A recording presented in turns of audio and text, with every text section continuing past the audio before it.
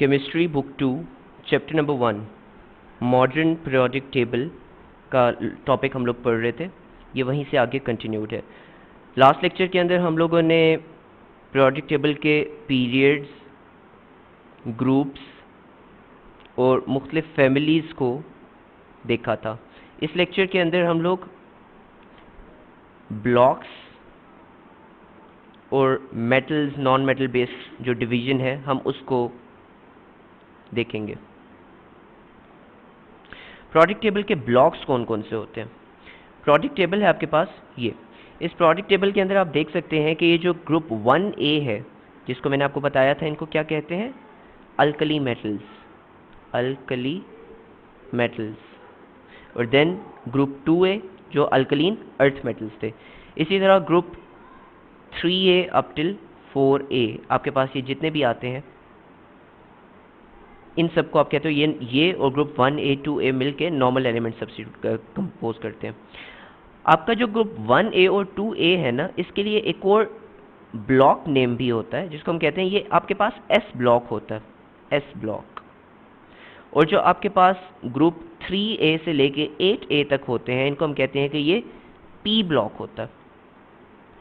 इसकी reason S और P block कहने की ये होती है कि इनके जो वैलेंस इलेक्ट्रॉन्स होते हैं, अब वैलेंस इलेक्ट्रॉन्स जो होते हैं ना, दे रिजाइड इन स्पेसिफिक ऑर्बिटल्स।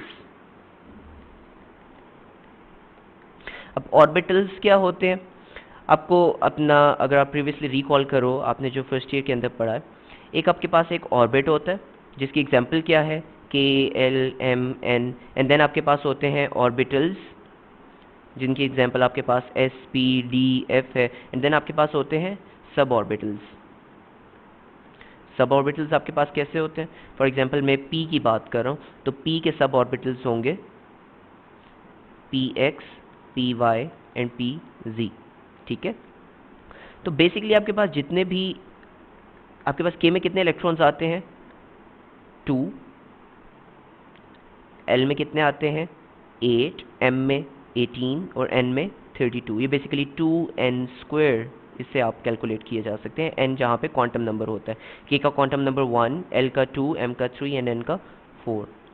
इसके बाद आपके पास है S, P, D, F जिनके अंदर 2, 6, 10 और 14 इलेक्ट्रॉन्स आते हैं। Px, Py, Pz इन तीनों के अंदर 2-2 इलेक्ट्रॉन्स आते हैं। तो बेसिकली आपके वैलेंस इलेक्ट्रॉन्स जो होते हैं ना, वो इनमें से किसी मखसूस सब ऑर्बिटल के अंदर रिजाइड कर रहे होते हैं या ऑर्बिटल के अंदर रिजाइड कर रहे होते हैं। वो जिस ऑर्बिटल के अंदर रिजाइड करते हैं, हम वो कहते हैं कि अगर तो वो S के अंदर रिजाइड कर रहे हैं तो फिर वो एलिमेंट S ब्लॉक से बिलोंग करेगा, और अगर वो P में बिलोंग करता है वैलेंस इलेक्ट्रॉन, तो वो P ब्लॉक में वो एलिमेंट पाया जाएगा। इसी तरह आपके पास ये जो दरमियान का पार्ट है, इसको हम कहते हैं ये D ब्लॉक है। एंड ये जो प्रोडक्ट टेबल के बॉटम पे आपको एक्टिनाइड्स और लेंथेनाइड्स नजर आ रहे हैं, ये आपके पास F ब्लॉक है। तो S, P, D और F ब्लॉक सिंपली ये वैलेंस शेल की जो आपका इलेक्ट्रॉन होता है ना, वैलेंस शेल इलेक्ट्रॉन, इसके हम एग्जांपल्स कर लेते हैं एक दो। फॉर एग्जांपल मैं बात करता हूँ, आप किसी भी एलिमेंट की बात करें। फॉर एग्जांपल मैं एक आर्बिट्ररी एलिमेंट ले लेता हूँ, एल्यूमिनियम, ठीक। एल्यूमिनियम का एटॉमिक नंबर आपको पता होना चाहिए। एल्यूमिनियम कहाँ पे है? एल्यूमिनियम का एटॉमिक नंबर होता है 15, ठीक है। अब एल्यूमिनियम का एटॉमिक नंबर हो गया 15, सॉरी, एल्यूमिनियम का 15 नहीं होता, 15 तो फॉस्फोरस का होता है, sorry for the mistake. Aluminium का एटॉमिक नंबर जो होता है, ये होता है 13। हम एल्यूमिनियम की लेट से बात करते हैं। एल्यूमिनियम का एटम देखने में कैसा होगा? एल्यूमिनियम के एटम में दरमियान में एक न्यूक्लियस होगा जिसके अंदर न्यूट्रॉन्स कितने होंगे और प्रोटॉन्स कितने? प्रोटॉन्स तो उतने ही होंगे जितना इसका एटॉमिक नंबर है 13, और न्यूट्रॉन्स कितने होंगे?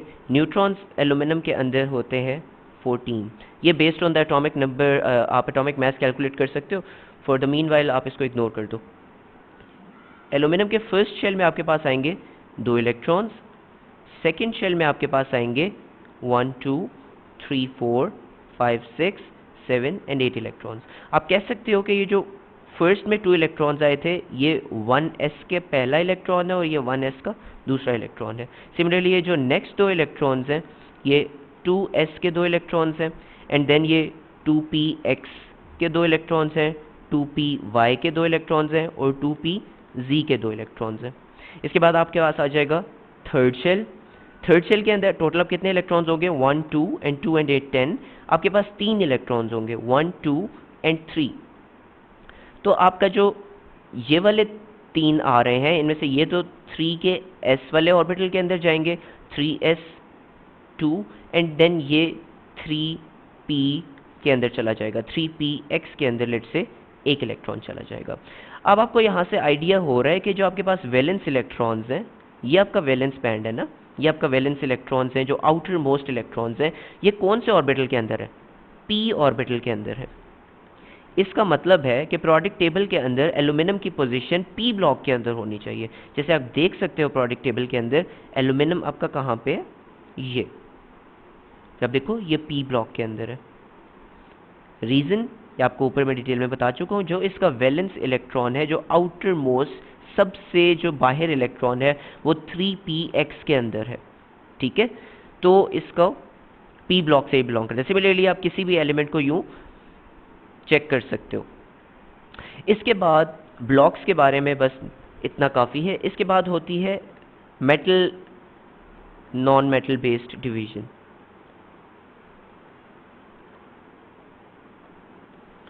इस डिवीजन पे डिटेल में जाने से पहले मैं आपको ये बताना चाहूँगा कि मेटल्स कहते किन्हें हैं। मेटल्स वैसे तो आपको ऑब्वियस होगा मेटल्स किन्हें कहते हैं, बट मेटल्स जो होते हैं ये हम डिफ़ाइन करते हैं कि इनकी 3 प्रॉपर्टीज़ होती हैं। फर्स्ट प्रॉपर्टी ये होती है कि ये हीट और इलेक्ट्रिसिटी के कंडक्टर्स होते हैं, हीट एंड इलेक्ट्रिक कंडक्टर्स होते हैं, रादर गुड कंडक्टर्स होते हैं हीट और इलेक्ट्रिसिटी के। सेकेंड इनकी प्रॉपर्टी होती है कि ये ईजिली फॉर्म हो जाते हैं, ठीक है। और थर्ड प्रॉपर्टी आपके पास होती है कि इनकी शाइनी सरफेस होती है, शाइनिंग, या इसको हम केमिकल वाइज हम इसको कहते हैं लस्ट्रस। इनका एक लस्ट्रस होता है, मेटेलिक लस्टर, ठीक है, लस्ट्रस, ये शाइन इनके अंदर एक होती है। तो ये 3 प्रॉपर्टीज जब कोई सेटिस्फाई कर रहा होता है वो बेसिकली एक मेटल होता है। नाउ आप सोच रहे होगे कि मैंने इसके अंदर सॉलिड क्यों मेंशन नहीं किया। मेटल्स के लिए ज़रूरी नहीं है कि वो सॉलिड्स हों। फॉर एग्जाम्पल मरकरी, मरकरी का लैटिन नेम क्या है, हाइड्रोजायरम, ठीक है।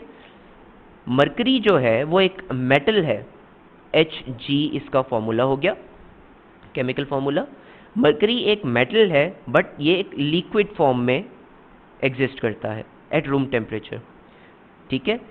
अब आप बाकी चेक कर सकते हो कि मरकरी एक कंडक्टर है या नहीं है। ऑफ कोर्स मरकरी एक कंडक्टर है। मरकरी की कंडक्टेंस का आपको यूँ अंदाज़ा हो सकता है कि आपके पास ना कुछ मरकरी स्विचेस होते हैं जिसके अंदर मरकरी का एक आप बॉल यूज़ करते हो, तो वो सिंपली मरकरी उसमें इस वजह से यूज़ होता है कि वो कंडक्ट करता है इलेक्ट्रिसिटी को, यानी it is a very good conductor of electricity, ठीक है। और आपके पास मरकरी की शाइन भी होती है। ऑफ कोर्स अगर आप थर्मोमीटर जो होता है, ये मैं आपको मेंशन कर देता हूँ, ये मरकरी का एक सेंसर होता है, मरकरी स्विचेस होते हैं, इनके अंदर ये यूज़ होता है, ठीक है, मरकरी। सेकेंडली आपके पास थर्मोमीटर्स के अंदर मरकरी यूज़ होता है। थर्मोमीटर्स जो होते हैं, अब आपको पता है कभी थर्मोमीटर टूट जाता है तो वो छोटे छोटे गोल गोल से जो पार्टिकल्स हो जाते हैं, उन सारों का वो काफ़ी कितने शाइन कर रहे होते हैं। तो मैंने रेड से बना दिया, मुझे ये सिल्वर से बनाने चाहिए थे, ये देखा, तो वो शाइन कर रहे होते हैं। तो ये दोनों तीनों प्रॉपर्टीज़ को सेटिस्फाई कर रहा है ना। सो मरकरी इज़ अ मेटल। जब मैंने आपको बता दिया मेटल्स क्या होते हैं, अब जो चीज़ें मेटल्स नहीं होती वो बेसिकली नॉन मेटल्स होती हैं। Non metals totally in 3 properties को अपोज करते हैं। वो कंडक्टर्स नहीं होते, वो शाइन नहीं करते। अमूमन जितनी भी आपके पास नॉर्मली गैसेस होती हैं ना, फॉर एग्जांपल हाइड्रोजन कह दिया, नाइट्रोजन कह लिया, जितनी भी आपके पास गैसेस हैं ये सारी अमूमन आपके पास नॉन मेटल्स होते हैं, ठीक है। तीसरी कैटेगरी आपके पास एक और होती है जिसको आप कहते हो मेटलॉइड्स। मेटलॉइड्स आप उनको यूं डिफाइन करते हो कि इनकी कुछ प्रॉपर्टीज मेटल्स की और कुछ प्रॉपर्टीज आपकी नॉन मेटल्स की होती हैं, metals and non metals. For example, इसकी एग्जाम्पल आपके पास क्या है, सिलिकॉन। सिलिकॉन आपके पास मेटल्स की प्रॉपर्टीज भी शो करता है और नॉन मेटल्स की प्रॉपर्टीज। अब क्यों? बिकॉज सिलिकॉन जो है वो basically it is not a very good conductor of electricity.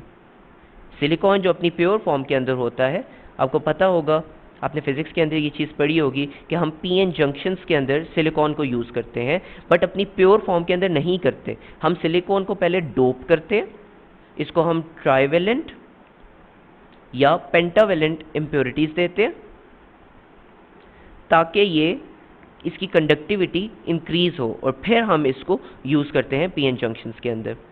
ठीक है, so silicon is an example of metalloid. अब हम आगे चलते हैं, पीरियोडिक टेबल के अंदर कौन कौन से जो आपके पास एलिमेंट्स हैं वो मेटल्स हैं, कौन कौन से नॉन मेटल्स हैं। पीरियोडिक टेबल के अंदर ये जो आपको 9 सामने नज़र आ रही है, ये वाले एलिमेंट्स जो आपको पिंक कलर में नज़र आ रहे हैं, ये सारे आपके पास मेटलॉइड्स हैं, मेटलॉइड्स। ठीक है, ये जो आपको बाकी इससे बॉटम पे जितने भी एलिमेंट्स हैं, ये वाला जितना भी पार्ट है, ये आपके पास तमाम के तमाम मेटल्स हैं, with the exception of hydrogen. Hydrogen जो है ये आपके पास मेटल नहीं है। हाइड्रोजन जो है it's a non metal, hydrogen non metal. और हाइड्रोजन को हमने फिर क्यों इस 1A कैटेगरी में डाला हुआ है, इसके ऊपर पूरा आपका एक आगे लेक्चर होगा जिसमें पोजीशनिंग ऑफ हाइड्रोजन हम लोग डिटेल में पढ़ेंगे। उस वक्त मैं आपको बताऊंगा कि हाइड्रोजन को हमने क्यों 1A ग्रुप के अंदर डाला हुआ है, जहाँ पे बाकी सब के सब मेटल्स हैं। आपके पास इस वाले पार्ट में ये जितने भी आपके पास एलिमेंट्स आ रहे हैं, इस पिंक वाली लाइन से ऊपर वाले, ये आपके पास तमाम के तमाम नॉन मेटल्स हैं। सॉरी, ये जो आपके पास लास्ट 0 ग्रुप वाली लाइन है, इसको हम नॉन मेटल्स के अंदर काउंट नहीं करते। ये तो आपके पास सिंपली इनर्ट या इनर्ट गैसेस कह लें आप इनको, या नोबल गैसेस कह लें। तो इससे पीछे वाला जो आपके पास पार्ट है ना, ये जितने भी एलिमेंट्स हैं, यहाँ पे आपको इस टेबल के अंदर से डिटेल पे नज़र आ रहा होगा, नॉन मेटल्स येलो कलर में आपको शो हो रहे हैं। ठीक है, तो ये आपके पास नॉन मेटल्स हैं। ठीक है, और ये जो आपके पास क्लोरीन, ब्रोमीन, ये जो हेलोजेंस शो हो रहे हैं, ये भी बेसिकली नॉन मेटल्स ही हैं। ठीक है, सो मेटल्स, नॉन मेटल्स के बारे में आपको मैं कुछ इंटरेस्टिंग चीज़ें बताता हूँ। मेटल्स जो होते हैं ना, अगर आप दो मेटल्स का एक मिक्सचर बना दो, मिक्सचर ऑफ मेटल्स, तो वो बेसिकली एक अलॉय कहलाता है। और ये आप अपनी पिछली क्लासेस में पढ़ चुके हो कि अलॉयज़ क्या होते हैं और कितने टाइप्स के होते हैं। मैं आपको कुछ अलॉयज़ के एग्जांपल्स बताता हूँ और उसके बारे में कुछ डिटेल्स आपको बताता हूँ। आपने सुना हुआ होगा ब्रास के बारे में कि ये एक अलॉय है। Brass basically it's an alloy of copper, Cu and zinc. तो कॉपर और जिंक के हम इस अलॉय को ब्रास कहते हैं, और उर्दू के अंदर ब्रास के लिए वर्ड यूज होता है पीतल। पीतल आप कहाँ पे आपको देखने को मिलेगा, आप के पास अगर कोई 2 रुपए का सिक्का हो ना, तो 2 रुपए का सिक्का जो होता है वो बेसिकली ब्रास से बना हुआ होता है। सिमिलरली आपके पास एक और ब्रॉन्ज भी आपके पास एक अलॉय है। ये किस चीज़ का अलॉय है? ये आपके पास अलॉय है कॉपर और टिन का। टिन का और कॉपर का जो अलॉय है, इसको आप ब्रॉन कहते हो, ब्रॉन्ज। सो ये जो SN मैंने मेंशन किया है, ये फॉर द रीज़न कि टिन का लैटिन नेम जो होता है वो स्टेनम होता है। ठीक है, जो ब्रॉन्ज होता है इसको उर्दू में हम लोग कहते हैं कांसी। और ये आपने अक्सर सुना होगा कि कांसी के बर्तन इस्तेमाल होते हैं। कांसी, ये जो ब्रास और ब्रॉन्ज हैं, ये बहुत अच्छी प्रॉपर्टीज़ शो करते हैं और ये बहुत ही पुराने मेटल्स हैं। ये आप अगर मुग़ल पीरियड की बात करते हो या उनसे भी पुरानी अगर आप बात करते हो, तकरीबन 1,500-2,000 साल पुरानी अगर आप पीछे चले जाओ ना, तो उस वक्त भी ये मेटल्स बनाए जाते थे और ये इनके अलॉयज़ भी बनाए जाते थे। ब्रॉन्ज जो होता है, ये जो 1 रुपए का सिक्का होता है ना, ₹1 कॉइन जो आपको मिलेगा, कॉइन, ये बेसिकली ब्रॉन्ज का एक अलॉय है। ये ब्रॉन्ज के अंदर एल्यूमिनियम को मिक्स करके बनता है। सो ये कुछ इंटरेस्टिंग फैक्ट्स हैं मेटल्स के बारे में।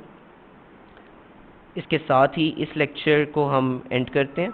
नेक्स्ट लेक्चर के अंदर हम लोग प्रोडक्ट ट्रेंड्स स्टार्ट करेंगे। प्रोडक्ट ट्रेंड्स क्या चीज़ है, प्रोडक्ट ट्रेंड्स को हम नेक्स्ट लेक्चर के अंदर देखेंगे। Trends in the product table, physical और केमिकल प्रॉपर्टीज़ को। ठीक है।